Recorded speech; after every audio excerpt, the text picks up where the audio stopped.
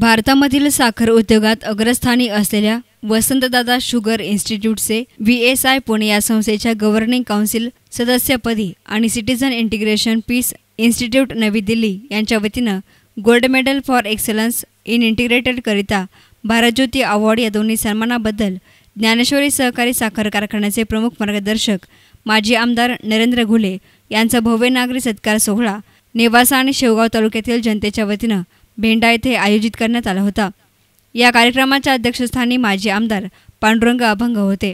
यावेळी कार्यक्रमासाठी आमदार चंद्रशेखर घुले, शेवगाव पंचायत समितीचे सभापती क्षितिज घुले, नितीन पवार, तुकाराम मिसाळ, दिलीप मोठे, दत्तू काळे, अनिल शेवाळे, काकासाहेब शिंदे, रामदास गोल्हार, संभाजी दहातोंडे, ज्ञानदेव कोळसे, गणेश गव्हाणे, अशोक वायकर, बाळासाहेब आरगडे आदी हजर होते। याप्रसंगी आमदार पांडुरंग अभंग, काशीनाथ अण्णा नवले, माजी जिल्हा परिषद अध्यक्ष विठ्ठल लंगे, दिलीप लांडे, नितीन पवार यांची भाषणे झाली।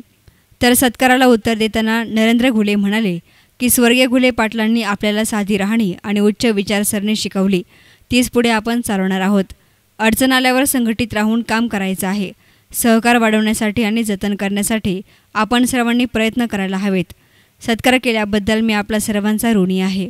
तसेच नगर जिल्ह्यामधील 9 तालुक्यांसाठी कृषी विज्ञान केंद्राची स्थापना करून केंद्राच्या माध्यमातून कृषी तंत्रज्ञान शेतकऱ्यांपर्यंत पोहोचण्यासाठी प्रयत्न करू, असंही घुले यांनी सांगितलं।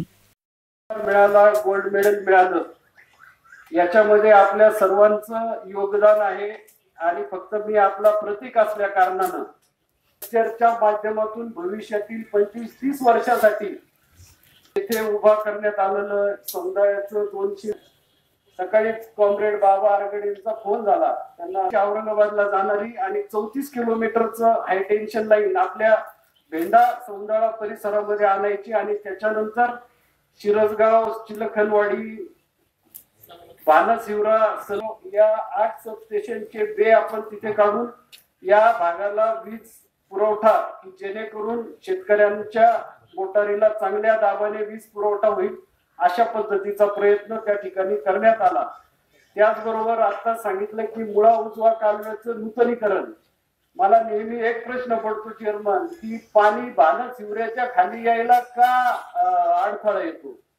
भानसिवऱ्याच्या खाली पाणीच येऊ दिलं जात नाही आणि वरती 4-4, 5-5 धरणे करायचे आणि सांगायचं की इतका भाव दिला तितका भाव दिला, पण रिकव्हरी जर पाणीच मिळालं नाही तर रिकव्हरी कशी मिळणार?